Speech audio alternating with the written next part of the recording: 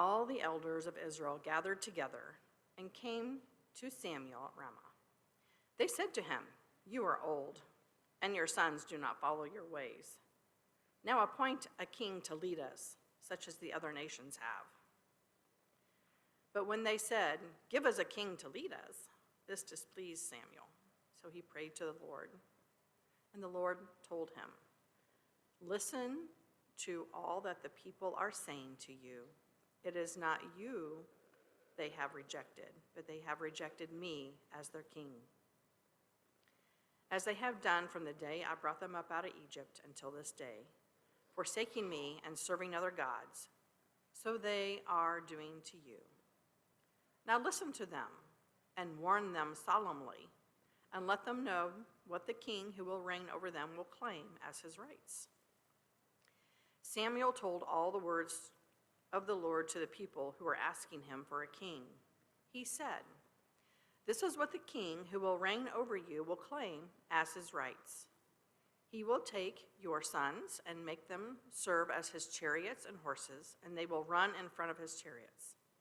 Some he will assign to become commanders of thousands and commanders of fifties, and the others to plow his ground and reap his harvest, and still the others to make weapons of war and equipment for his chariots. He will take your daughters to be perfumers and cooks and bakers.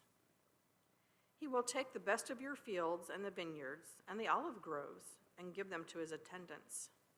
He will take a tenth of your grain and of your vintage and give it to his officials and attendants. Your male and female servants and the best of your cattle and donkeys he will take for his own use.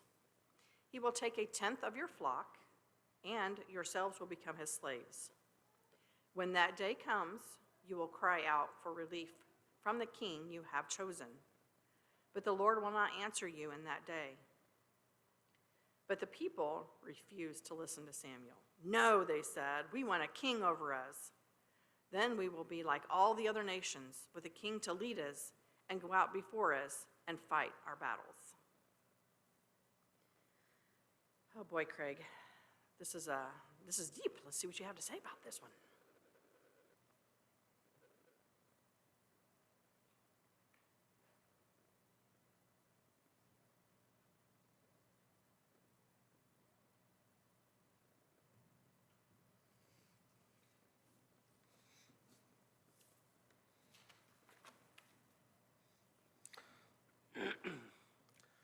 Well, I really like this Samuel story. It gives us a view into the human condition. I'm gonna start with some verses that I had left out on purpose. Verses 1 and 3. When Samuel became old, he made his sons judges over Israel. And his sons did not follow in his ways, but turned aside after gain. They took bribes and perverted justice. And then verse 4, which is where we started. On the surface, who can argue with the elders in their thought? Samuel has been a good judge, maybe a great judge. Samuel's entire life has been in service and relationship with God. But it appears that for whatever reason, he is giving his sons opportunities to be corrupt. On the surface, it appears as if Israel and the elders are correct in their wanting a new system. This is not working right now, is it? Let's change what God has decided for us. On the surface, it doesn't seem all that bad. Samuel is sad about being rejected, but is he sad about his sons causing injustice with seemingly zero accountability? Samuel doesn't address this part of the complaint, so we're left with figuring that out on our own. But Samuel's sons are corrupt, and they have been put into apparently a place of power by Samuel. And Israel and the elders have said, enough is enough. At first glance, it seems as though they are asking for a change because Samuel's sons are corrupt. The elders have come and said, we want to change. And later on, the people agree, yes, we want to have a king. The elders, I feel, as reading this, are masking their true feelings by giving a different description for their reasoning. First, they make it sound like Samuel is near death. But if you keep reading 1 Samuel, Samuel is around for a long time. Samuel has many, many years of ministry left and is far from past his prime. They talk as if Samuel has one foot in the grave. Furthermore, the threat Samuel's sons pose is a bit exaggerated, as this has already happened in their recent history. Eli was the judge, and Eli too had sons who were corrupt. But Eli's children did not become the next judges. It was Samuel whom God had raised up and put as Eli's replacement, not Eli's offspring. Likewise, Samuel's sons are not Samuel's replacements. And they do not have a great role to play in the nation's future, although they must have had a role in the present, which has caused all this upheaval. Samuel's role as a judge is not a dynasty. God raised up judges. God did not create a dynasty of judges whose children replace them. If Samuel's sons are corrupt, they can be set aside, and they are.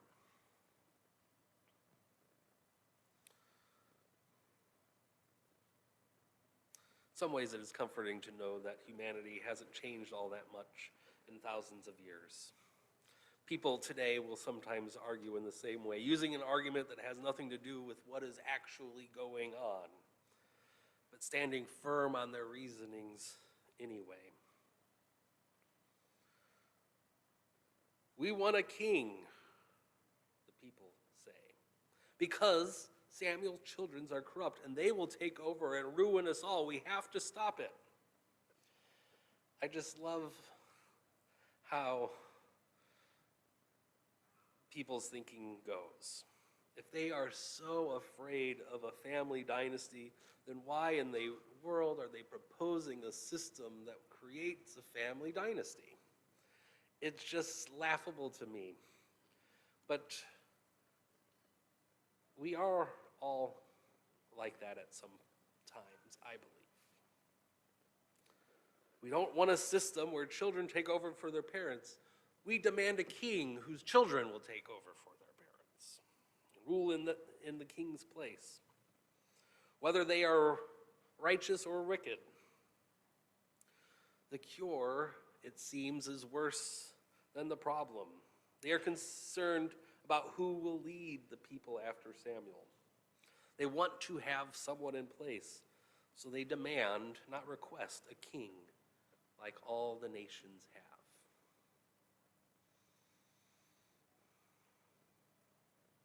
The people who fear Samuel's children as future leaders don't have reason to, for God will choose someone else. The decision isn't up to Samuel. So why want a king? First, it's good to look back. God becomes Israel's king in the Exodus. When God delivered the Israelites from Egyptian bondage and gives them his law, he establishes himself as their king in a very real sense.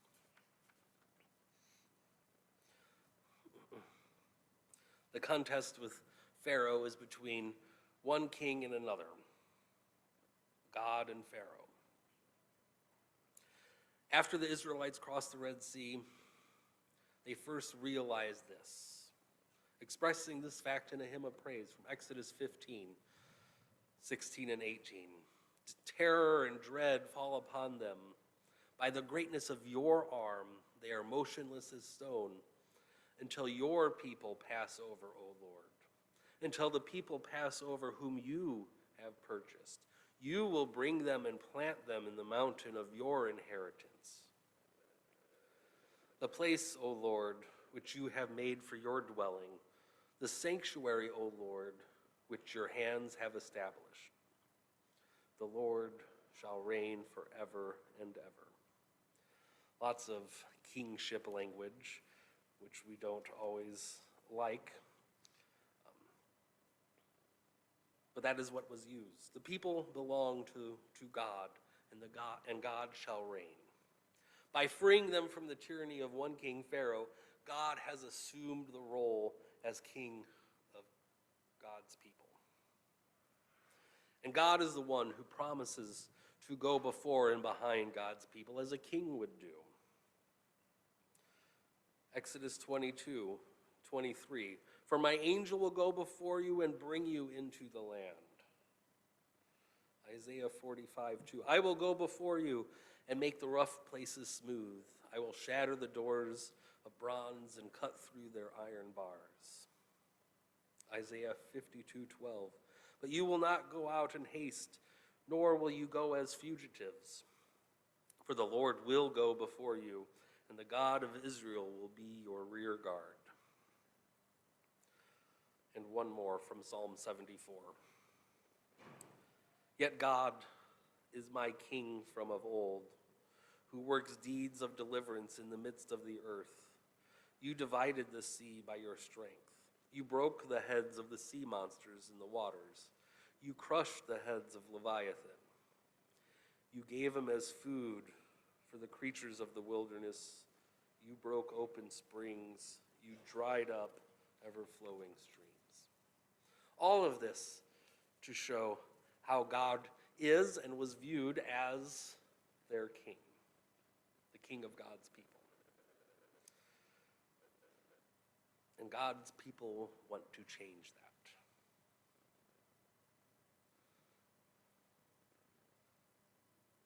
There is concern for security. There is concern from what lies ahead. This concern has taken over, leaving them without trust in God. They want to trust a human. Although they trust Samuel, and in the times when God has raised a judge, the people were very godly and don't trust God enough for some reason to raise up the next judge. They want a king. And part of the reason they want a king is to be like everyone else. The elders want a governance like other nations. This to Samuel is an alarming request. The request suggests an intense dispute concerning the character and identity of this community. From its inception at Sinai, it was understood that Israel was chosen by Yahweh, and that this chosen community of covenant was not to be like the other nations. Rather, Israel was to order its life in the ways of the Torah and to rely on the inexplicable love and remarkable promise of Yahweh. Exodus 19:4-6. You have seen what I did to the Egyptians and how I bore you on eagle's wings and brought you to myself. Now, therefore, if you obey my voice and keep my covenant, you shall be my treasured possession out of all the peoples. Indeed, the whole earth is mine. But you shall be for me a priestly kingdom and a holy nation. These are the words that you shall speak to the Israelites. In this dramatic confrontation, the elders propose to abandon that understanding. That vocation which was unlike any others.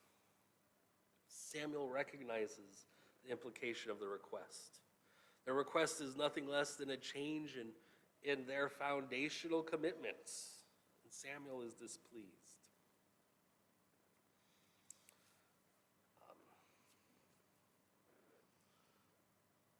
A few years ago, I reread a book called Life of the Beloved by Henry Nouwen. And I'd like to read an excerpt from that book. There is stimulation, excitement, movement, and a lot to see, hear, taste, and enjoy. The world is evil only when you become its slave. The world has a lot to offer, just as Egypt did for the children of Jacob, as long as you don't feel bound to obey it. The great struggle facing you is not to leave the world, to reject your ambitions and aspirations, or to despise money, prestige, or success, but to claim your spiritual truth and to live in the world as someone who doesn't belong to it. I believe deeply that all the good things our world has to offer are yours to enjoy, but you can enjoy them truly only when you can acknowledge them as affirmations of the truth that you are the beloved of God. We are the beloved of God, just as God's people were the beloved of God. The world has a lot to offer. The world is only evil when we become its servant. When we view the world as more important than God, or when we love the world more than we love God. By focusing on what the world asks and demands and not what God asks.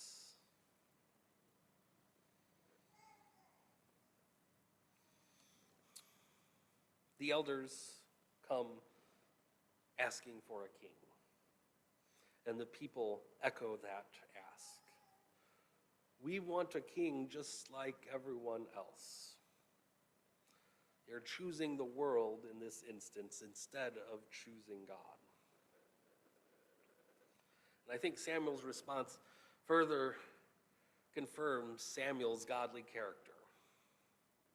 Samuel does not pop off, scorching the elders with anger and disapproval.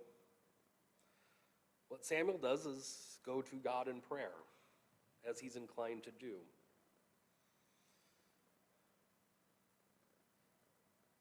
In this passage, we don't get any other instances of people coming to God in prayer.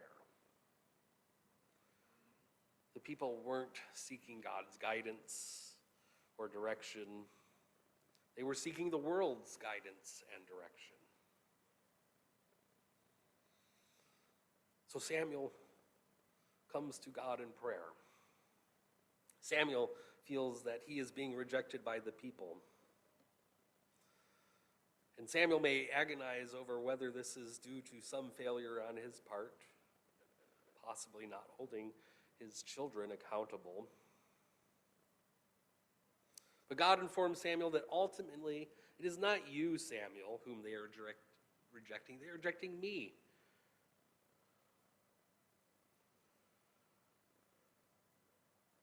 Yahweh is rejected. And how remarkable that Yahweh concedes everything, doesn't resist, doesn't argue, doesn't rage, doesn't retaliate.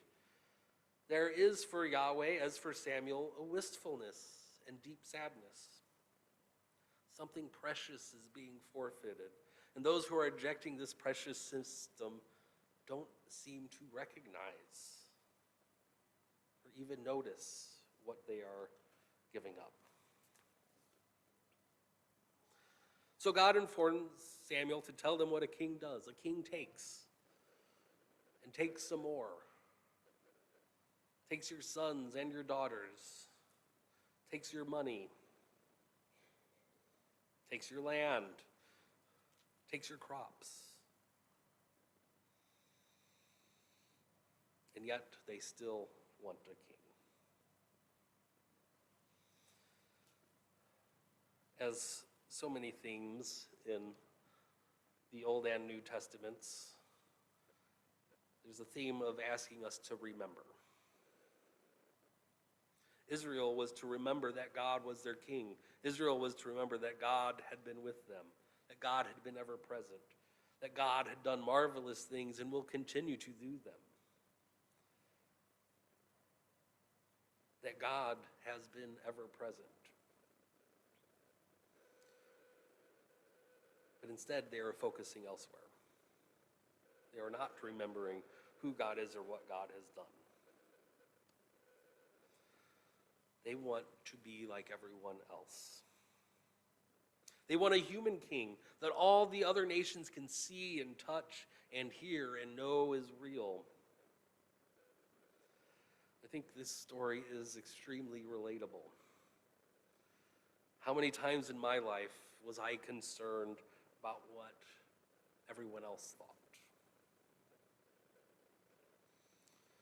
How many times were there when all I wanted was to fit in and not stand out?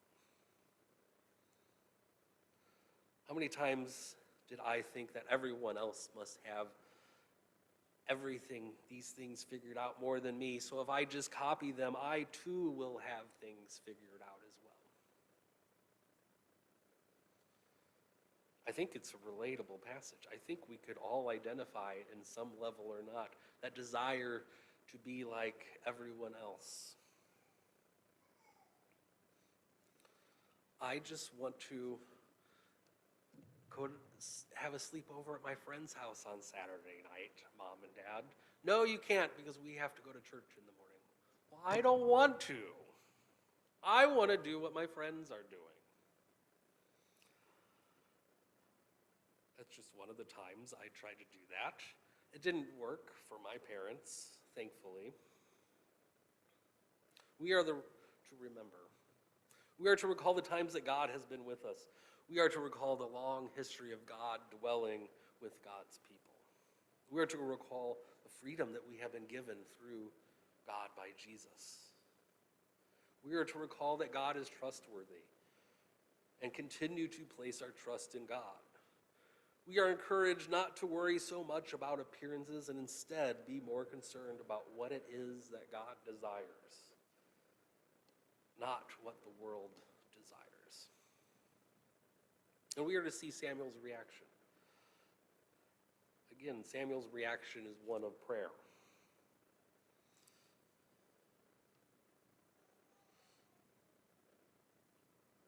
Prayer of seeking God's advice, seeking God's help in decisions.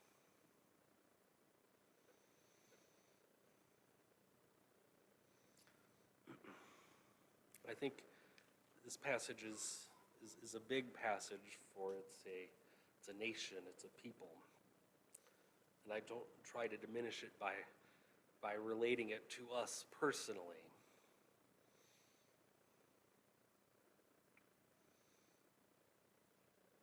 But I think it is a reminder that we are God's beloved.